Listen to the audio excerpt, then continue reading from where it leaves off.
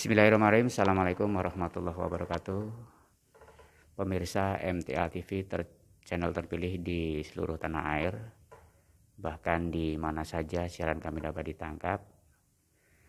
Dan tentunya untuk warga Wonosobo pada umumnya, baik yang di perkotaan maupun di pelosok desa yang kami cintai, harapan kami Wonosobo terbebas dari pandemi COVID-19, segera kita bisa pulih dan beraktivitas sebagaimana biasanya.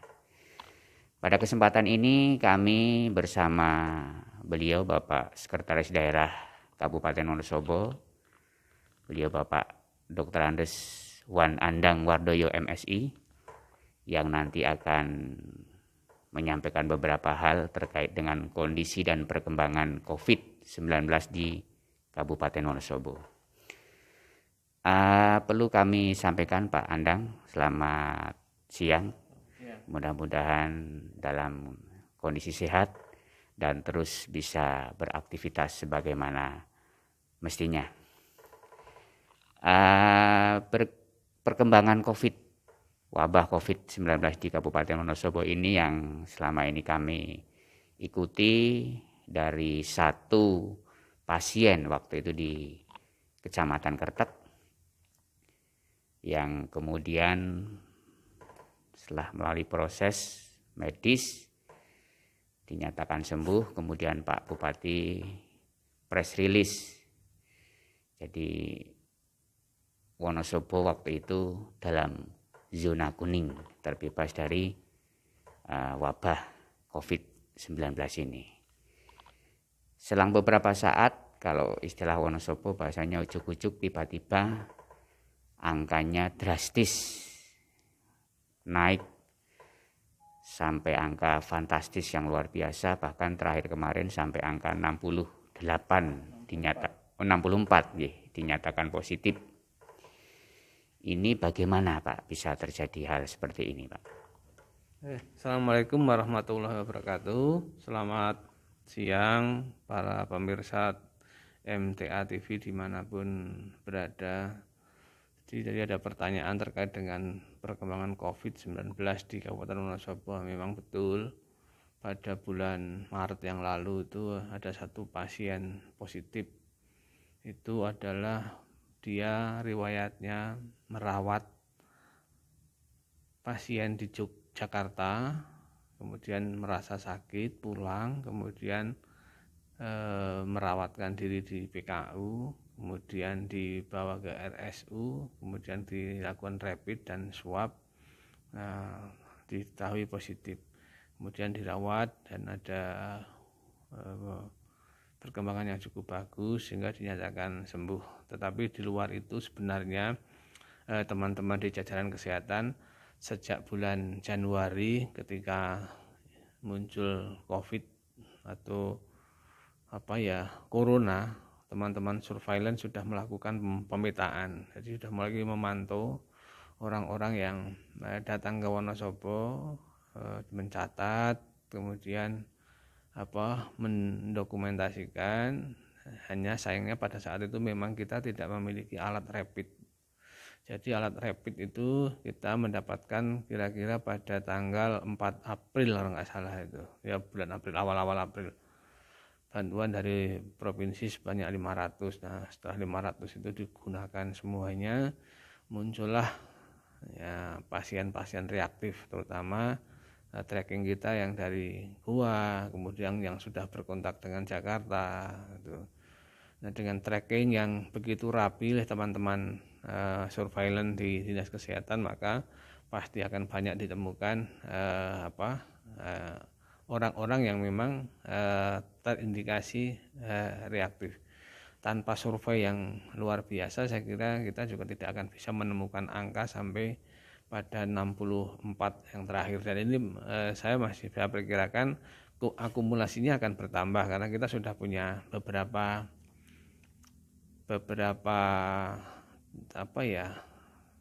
calon yang sekarang masih dalam kondisi reaktif. Ada klaster baru nampaknya dari ya rimbang, tapi saya nggak tahu apakah nanti swabnya, masih tergantung swabnya ini sudah ada reaktif, kemudian di pasar sudah tadi kita juga lakukan reaktif, kemudian seperti kemarin di Rita juga reaktif. Tapi semangat kita adalah semangat memburu orang-orang yang sudah berkontak, dalam bahasa teman-teman survei, men-tracking secara masif siapa saja yang memang dianggap sudah berkontak dengan pasien-pasien yang positif. Jadi kita akan terus memburu. Lebih baik kami menemukan lebih awal daripada kami gagal di penyembuhan. Nah, kalau di awal insya Allah kondisinya masih terpantau. Memang biayanya menjadi mahal karena kita memburu orang-orang yang reaktif, kemudian kita karantina di BLK atau di tempat karantina yang lain di rumah sakit, dan semuanya itu menjadi tanggungan pemerintah. Nah, ini yang sedang kita evaluasi agar jangan sampai nanti pemerintah kabupaten yang duitnya terbatas ini menjadi terfokus ke situ untuk penanganan corona, sementara penanganan yang lain juga masih membutuhkan ditangani secara masif. Begitu, Mas. Terima kasih. Jadi dapat kami tarik kesimpulan bahwa pada dasarnya ada pasien yang belum terdetek. Jadi pada prinsipnya karena keterbatasan alat sehingga kita tidak tahu, karena memang kondisi COVID ini memang secara fisik mungkin dilihat sehat, nggak bermasalah, tapi ketika rapid dilakukan ternyata reaktif. Nah, ini memang satu hal yang mungkin bisa menjadi gambaran buat masyarakat. Jadi kehati-hatian dan kewaspadaan itu ternyata perlu dilakukan. Jadi setelah didukung peralatan, kemungkinan nanti pemerintah daerah akan melakukan satu semacam sampling di tempat-tempat yang dianggap nanti di situ terjadi kerumunan. Dan saya sependapat dengan apa yang disampaikan Pak Sekda tadi, lebih baik kita memburu untuk menemukan angka, walaupun harus dengan fantastis, tapi kita valid. Nanti bagaimana tindakannya kita akan tahu dan kita akan pasti apa yang harus kita lakukan. Yang selanjutnya terkait dengan kebetulan ada gugus tugas di Wonosobo, juga ada Redam, gabungan relawan Wonosobo yang selalu dinamis melakukan satu kegiatan dalam rangka untuk memutus rantai penyebaran COVID-19 ini, Pak. Yang sering berkembang di masyarakat, apalagi masyarakat awam yang hanya mencerna sebuah berita tanpa melakukan identifikasi asal-usul dan sumbernya dari mana, kemudian harus ditelan mentah-mentah dan berakibat fatal pada kepanikan. Seperti kemarin ada flyer-flyer itu yang kami juga sangat menyayangkan dari mana itu bisa terjadi. Mudah-mudahan ini nanti menjadi titik terang setelah secara resmi pemerintah mengatakan bahwa hal-hal tersebut memang bukan upaya yang dilakukan, tapi upaya yang dilakukan kan bagaimana kita memburu agar angka itu jelas berapa. Kalau memang bisa dibilang harus pahit, angkanya tinggi, tapi kita fokus dengan penanganannya jelas. Ini untuk berkaitan dengan informasi yang selama ini berkembang, Pak, agar masyarakat khususnya di kalangan pedesaan bisa lebih tenang dan bisa tetap waspada. Ini mohon untuk mungkin dari Bapak ada hal yang perlu disampaikan. Jadi terkait dengan gugus tugas itu sudah terbagi dalam beberapa bidang. Salah satunya adalah bidang edukasi, kemudian ada bidang humas dan lain sebagainya.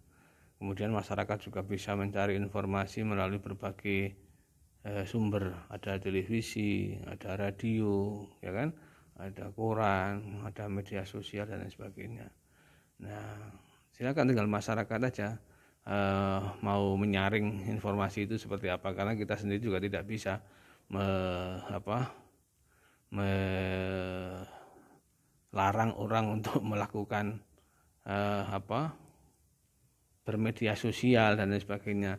Tinggal niatnya aja mau apa. Kalau niatnya mau mengedukasi ya pasti mengedukasi dengan baik. Kalau niatnya mau tidak mau mengedukasi ya yang disampaikan informasi yang sifatnya tidak bagus, yang sifatnya justru tidak mendidik dan lain sebagainya. Ya saya berharap kepada semuanya saja, yang paling penting adalah mari kita bersama-sama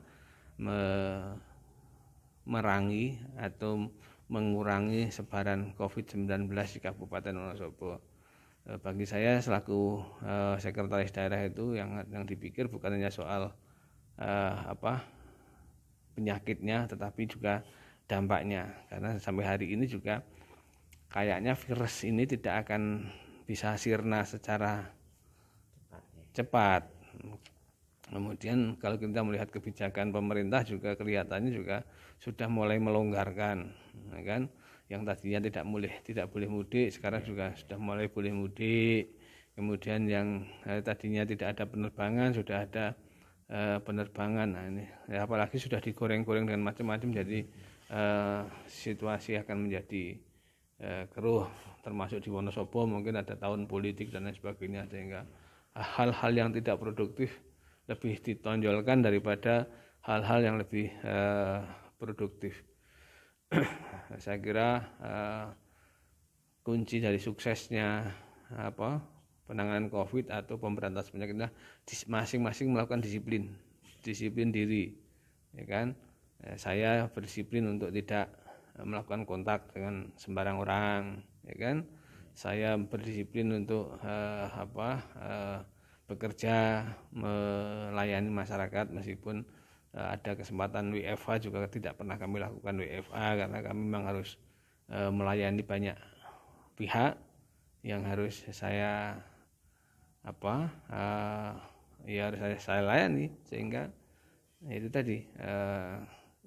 Kemudian masyarakat juga saya berharap juga disiplin mematuhi himbauan pemerintah, ya misalnya tidak berkerumun, kemudian selalu mencuci tangan, selalu menggunakan masker ketika keluar rumah dan lain sebagainya. Saya kira kalau kita semua disiplin, insya Allah COVID-19 akan bisa selesai.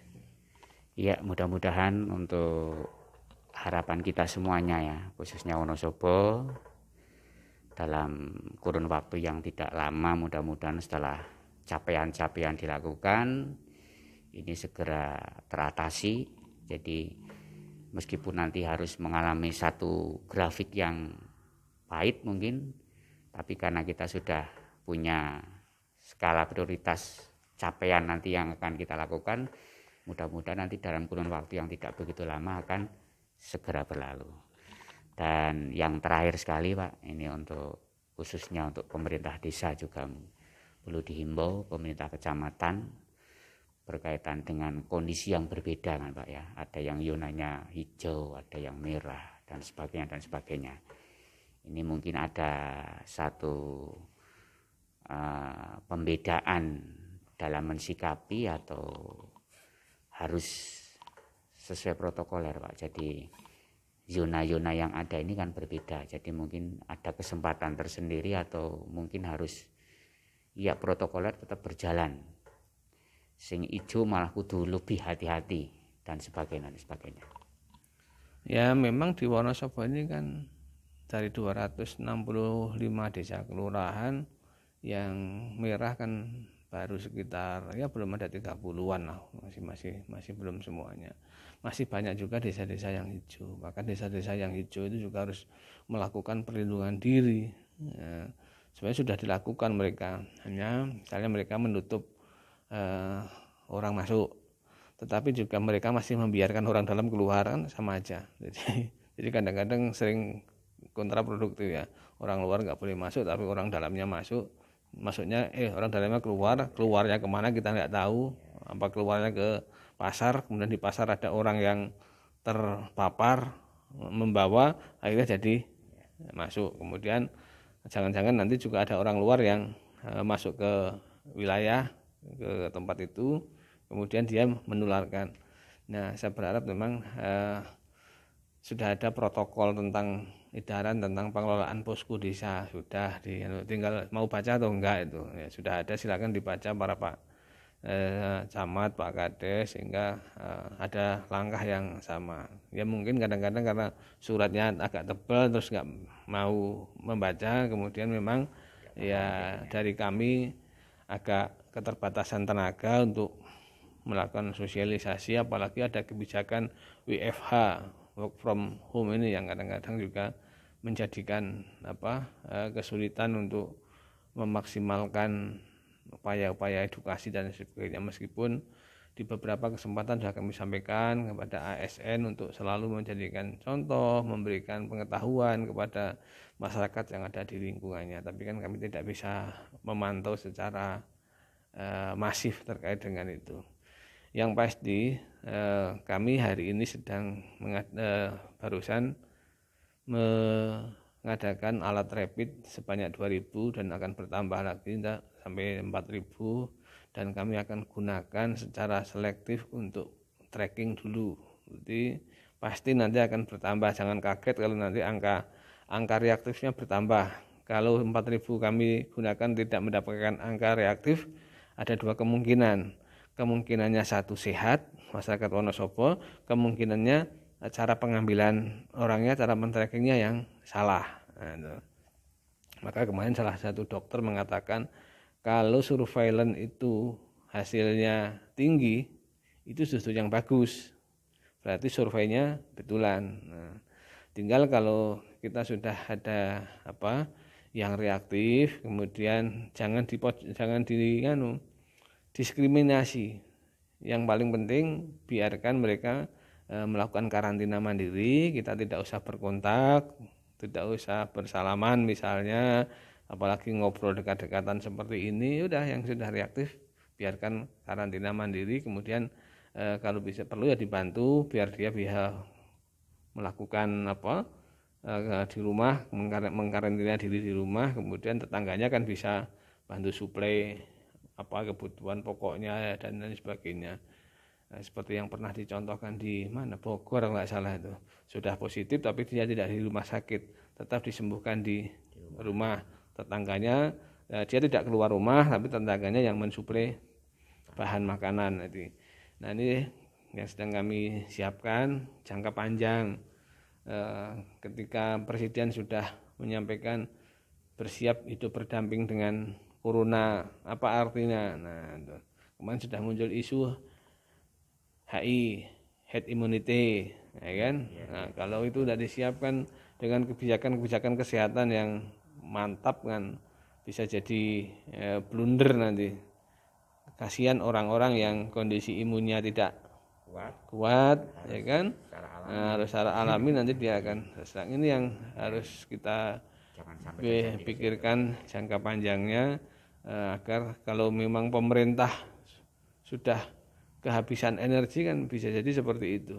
Dan itu harus dilakukan secara bergotong royong, sebagaimana yang sedang dilakukan oleh Pak Ganjar Jogotonggo. Salah satunya kan begitu. Itu kan program-program yang bisa diadopsi, bisa dikembangkan di Kabupaten Wonosobo. Saya kira gitu.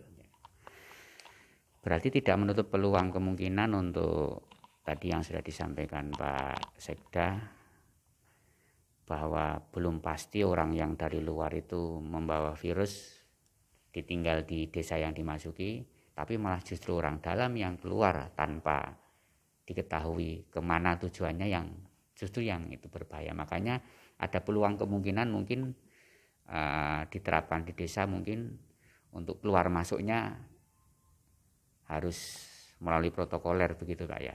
Ya, kan virus ini kan nggak kelihatan, kita nggak tahu kok, apa saya, apa Mas Budi, apa jenengan kan nggak tahu ya kan. Faktanya kan banyak yang sudah positif tanpa gejala tahu-tahu positif. Sama dengan orang-orang kita keluar, ya kan, keluar rumah ketemu siapa, padahal dia membawa, ya kan, kita tertular, kemudian di rumah ada orang tua, kita sehat, kita sehat, imun kuat, tapi orang tua yang nggak kuat, bisa jadi orang tua yang terkena. Maka protokol kesehatannya kan, kalau habis keluar, sebelum sampai rumah, cuci tangan, ganti pakaian, kalau perlu mandi, ganti pakaian, baru kita masuk rumah, baru berkumpul keluarga. Sama dengan desa, saya berharap kan begitu. Kalau habis dari keluar, sebelum beraktivitas di desa, ya lakukan cuci tangan, kemudian bersih diri, ya ganti pakaian, baru kumpul keluarga. Nah, protokol-protokol kayak gini nampaknya memang harus dimasifkan ke depan, termasuk protokol untuk kegiatan belajar mengajar dan lain sebagainya. Ini sedang kita siapkan garis konsep-konsepnya, nanti mungkin akan didetailkan oleh teman-teman perangkat daerah, sehingga kalau memang betul terjadi kita harus hidup berdampingan dengan corona, ya kita sudah punya protokolnya. Dan kita sedang menyiapkan nanti pengambilan swab itu tidak harus ke Salatiga, karena kita sudah punya alat PCM yang kurang cartridge-nya. Kebetulan mau beli tapi cartridge-nya nggak ada di pasaran. Kelihatannya akan diberi bantuan dari Kementerian Kesehatan, sehingga nanti orang begitu rapid reaktif bisa langsung diambil swabnya, tidak harus menunggu 4 hari, mungkin 3 jam 4 jam sudah bisa selesai, sehingga kalau memang positif dia akan masuk rumah sakit, kalau negatif dia akan pulang isolasi atau karantina mandiri di rumah untuk menunggu swab selanjutnya, sehingga kita agak efisien dari sisi anggaran. Tapi kalau lama seperti ini, sudah dikarantina 10 hari ternyata negatif, ya kan, padahal kita sudah harus membiayai itu. Ini yang sedang kami pikirkan di pemerintah Kabupaten Wonosobo terkait dengan penanganan COVID dengan cara yang efektif, efisien. Ya, terima kasih. Dan selama ini ini sudah terhitung sejak 3 bulan 4 bulan yang lalu, Pak, ya, kondisi COVID di Wonosobo ini, darurat COVID di Wonosobo. Nah, ini memang dampak ekonominya memang sudah luar biasa, banyak, termasuk kemarin rapid reaktif di swalayan, harus ada yang reaktif dan kemudian swalayan harus dikondisikan untuk ditutup sementara, dan semuanya juga berdampak, semuanya sampai jalan-jalan akses yang produktif, akses utama harus ditutup. Ini dalam rangka untuk mengantisipasi agar tidak terjadi kerumunan. Ini untuk ekonomi ini bagaimana ini untuk pemerintah daerah mensikapinya, Pak? Jadi gini, penyekatan kemudian pengaturan pasar apa itu sebenarnya cuman tujuannya hanya satu, mengurangi physical ataupun social distancing. Karena COVID ini kan belum ada vaksinnya, belum ditemukan, ya kan. Obatnya hanya tadi, menghindari berkerumun, menghindari bersentuhan dengan orang lain. Maka salah satu caranya itu, meskipun banyak ya yang protes dan sebagainya, tapi bagi saya lebih baik diprotes daripada kita tidak melakukan apa-apa. Nanti tahu-tahu angkanya tambah banyak orang meninggal di jalan, ya kan, tidak terawat dan sebagainya, itu lebih berbahaya. Saya tahu itu akan menimbulkan dampak-dampak ekonomi yang luar biasa. Misalnya pertumbuhan ekonomi akan lambat, ya kan, pengangguran mungkin juga akan bertambah. Nah, saya berharap sih dengan semua disiplin pada sosial maupun physical distancing ini, nggak usah lama lah, 14 hari mungkin kita semua di rumah, tidak usah dengan bahasa PSBB, tidak usah dengan bahasa karantina, tidak usah dengan bahasa lockdown, tapi semua disiplin, tidak usah mikirkan soal saya dapat makan atau enggak, ya sudah, pokoknya gimana caranya, insya Allah kita akan segera bebas. Tapi kalau kita masih tidak disiplin, mesti nanti makannya gimana, kita dapat gaji, kita ya nggak akan selesai. Nah, harapan saya setelah COVID ini selesai, ekonomi bisa segera tumbuh. Kita sudah menyiapkan beberapa alternatif di pemerintah daerah. Kemarin bersama dengan DPRD, Bupati, DPRD kita ngomong-ngomong soal tentang bagaimana memulihkan ekonomi. Ada beberapa skema. Skema pertama adalah memberikan subsidi. Subsidinya bukan subsidi bansos kayak ini, karena ini juga ini kan hanya sekedar bagaimana agar mereka bisa bertahan hidup. Tapi kalau untuk membangkitkan ekonomi kan bagaimana agar dia bisa berusaha, misalnya subsidi bisa subsidi berbentuk barang yang produktif, misalnya tadi ada bibit, ada pupuk. Kemudian yang UMKM bisa disubsidikan bunga modal usaha. Kita tidak memberikan pinjam modal uang, ini kita kasih untuk usaha, enggak, kita akan dorong ke perbankan, kamu pinjam di perbankan, silahkan, bunganya yang nanggung pemerintah daerah. Kemudian di samping subsidi mungkin kita akan memperbanyak padat karya, baik itu padat karya produktif maupun padat karya infrastruktur yang akan kita perbanyak. Kemudian juga mungkin kita juga akan membantu mengkolaborasikan kegiatan-kegiatan yang bisa mendatangkan orang luar datang ke Wonosobo. Misalnya kalau 1 tahun lalu saya memperbanyak event, kan sudah terbukti ketika event diperbanyak, banyak orang datang, UMKM tumbuh, ya kan, sektor pariwisata tumbuh, UMKM tumbuh. Dan ini upaya-upaya yang akan kita lakukan terkait dengan usaha setelah pandemi selesai. Mungkin sebelum pandemi selesai pun kita sudah akan memulai, karena kita tidak tahu kapan pandemi akan selesai. Ya, terima kasih. Berarti dapat kami simpulkan bahwa kita sudah tidak perlu dengan satu istilah PSBB, karantina wilayah dan sebagainya. Cuman terkembali dengan kita masing-masing, Pak ya, sebagai masyarakat untuk mengelola bagaimana pencegahan itu bisa kita lakukan secara mandiri. Salah satunya ya tadi yang disampaikan, setiap habis dari aktivitas di luar, cuci tangan, baju ganti, mandi, baru kumpul keluarga. Ini kalau kebiasaan ini memang bisa dilakukan oleh setiap warga Wonosobo, ini tidak kesulitan kita. Jadi proses penyelesaian pandemi ini juga akan segera berlalu dan semuanya bersinergi. Jadi memang ini. Jadi pemirsa, ini yang patut kami sampaikan dan kami support betul. Jadi pada prinsipnya warga Wonosobo pada umumnya tidak perlu beranggapan terlalu ekstrim dengan kata-kata karantina wilayah ataupun dengan PSBB. Yang jelas marilah kita mulai dari diri kita sendiri, semua warga, untuk melakukan action dalam arti menjaga diri sendiri agar kita tidak terpapar. Jadi itu kuncinya, pada prinsipnya kuncinya itu. Jadi mulai dari kita diri sendiri dan keluarga agar semuanya terbebas. Terima kasih Pak Andang, waktunya yang sudah diberikan. Harapan kami mudah-mudahan Wonosobo segera berlalu dari pandemi ini, dan saya selalu mensupport pemerintah daerah dalam segala hal yang dilakukan, baik ekonominya, baik bagaimana penanganannya, dan seterusnya. Kami harapkan itu semuanya bisa menjadikan satu solusi, setidaknya bisa mengurangi angka, harapannya bisa kembali pulih seperti semula. Dan begitulah pemirsa MTA TV di mana saja berada, sedikit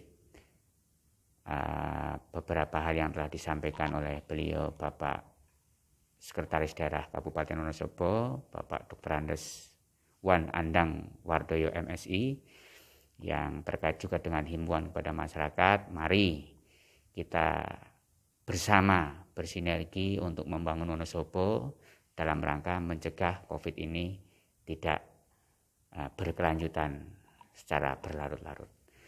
Dari kami mengucapkan terima kasih dan kami akhiri. Billahi taufiq wal hidayah. Assalamualaikum warahmatullahi wabarakatuh.